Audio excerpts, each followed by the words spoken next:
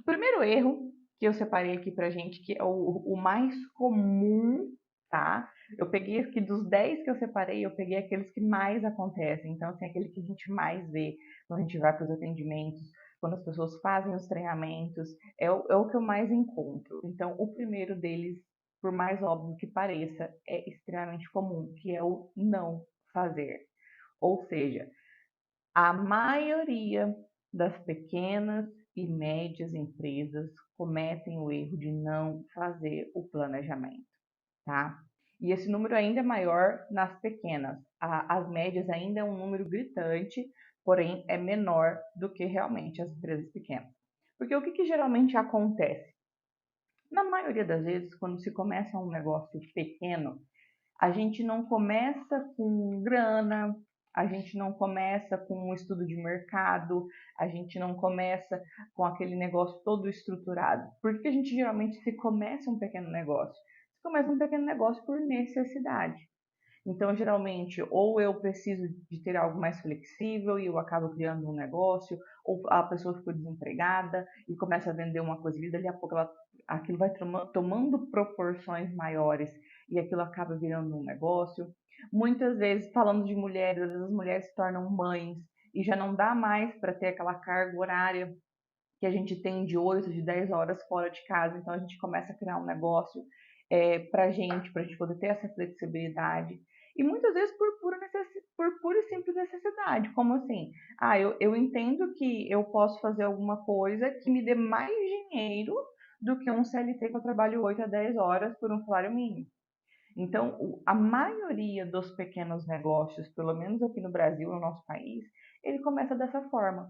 Ele começa por uma necessidade e, na maioria das vezes, é uma necessidade de fazer uma renda extra, de fazer uma renda maior. E aí, quando eu tenho aquele negócio como uma renda extra, aquilo começa a crescer, aquilo começa a gerar demanda. Se eu tenho um produto legal, se a minha qualidade é boa, se eu tenho, por exemplo, a habilidade de fazer vendas, de fazer clientes. Então, são vários fatores que podem contribuir para o crescimento desse negócio que antes era uma renda extra. E aí, essa renda extra começa a tomar uma parte do tempo do seu CLT, vamos dizer assim, né? E aí você começa a pensar, beleza, e agora o que eu faço? Eu paro e vou tocar o meu trabalho, ou eu largo meu trabalho e vou tocar o meu negócio, ou eu contrato alguém para me ajudar e eu continuo no meu trabalho. E aí é a hora que vem as incógnitas na nossa cabeça e a gente começa a fazer conta. E quando a gente começa a fazer conta, é quando a gente consegue tomar a decisão de falar assim, não, se eu tiver mais horas dedicadas ao meu negócio, eu vou conseguir ter uma rentabilidade maior do que trabalhando 8, 10 horas para outra pessoa como CLT, que às vezes é um trabalho de base, que você ganha um salário mínimo, um salário e meio, enfim, sai de casa cedíssimo e chega tarde da noite para ganhar um salário e meio. Então é nessas horas que começam os pequenos negócios propriamente ditos.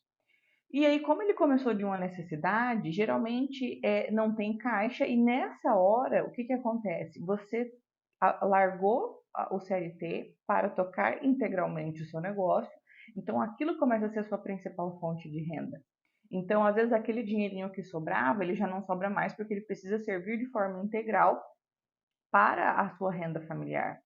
E aí não sobra caixa, muitas vezes a margem fica comprometida nesse estágio, e aí é onde você tem a preocupação e a necessidade urgente de aumentar vendas.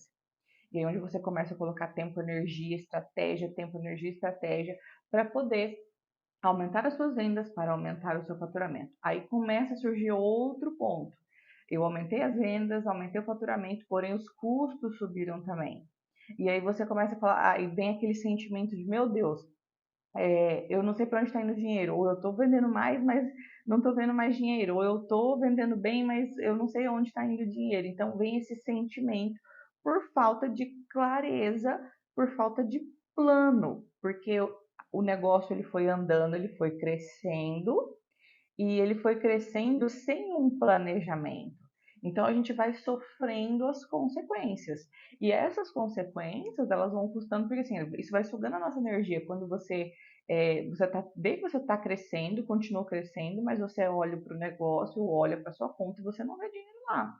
Eu mesmo tenho uma amiga que é dona de uma clínica que ela passa por isso desde que eu a conheço. E eu, inclusive, já ensinei algumas vezes para ela, mas sabe quando a nossa cabeça ela é meio teimosa? E é interessante porque, assim, quando eu a conheci, ela tinha um faturamento, se muito, de 10, 15 mil reais. E a desorganização financeira era presente. E o mais interessante de tudo isso é que o negócio dela cresceu exponencialmente. Hoje ela tem um faturamento médio de 125 a 150 mil reais.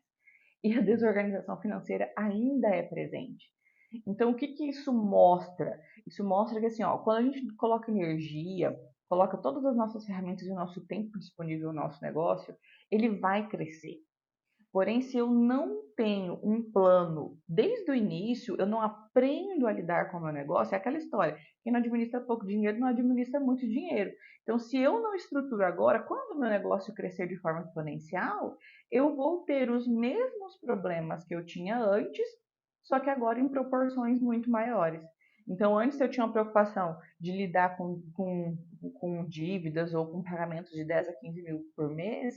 Hoje eu tenho de 150, ou às vezes de 300, porque você pegou um financiamento, você começa a ter um poder de compra, o banco começa a te emprestar mais dinheiro porque o seu faturamento aumentou, e aí você acaba contraindo mais dívidas, daqui a pouco você tem um faturamento de 100 mil, mas você está devendo 200 mil. Então, essa é a importância do planejamento, mesmo quando o nosso negócio é pequeno, porque é muito verdade essa questão de quem não administra pouco, não administra muito. Então, por esse motivo, que o principal e o primeiro erro que a gente comete em relação ao planejamento é não fazer. E principalmente não fazê-lo quando a gente é pequeno, que a gente acha que não precisa. E aí as consequências são gigantescas, porque se você tem um produto bom, se você tem uma qualidade boa, seu negócio vai crescer, porém seus problemas vão crescer de forma proporcional, ou às vezes até mais do que o seu faturamento. Então, esse é o primeiro erro, e se eu posso dizer para vocês assim, ó, Fran, não sei. Primeiro que a gente tem muito conteúdo gratuito aqui, enfim, na internet. Segundo, vou trazer um segundo vídeo, uma segunda etapa desse vídeo para ajudar vocês a fazerem o planejamento de forma simples. E terceiro, na pior das hipóteses, se você não sabe, faz do jeito que você souber, do jeito que você conseguir, conversa com alguém, mas não deixe de ter um plano, por mais simples que ele seja, para que você consiga pelo menos um mínimo de organização dentro do seu negócio. Senão, você pode se arrepender daqui a um tempo, porque o negócio cresceu, mas a rentabilidade não cresceu.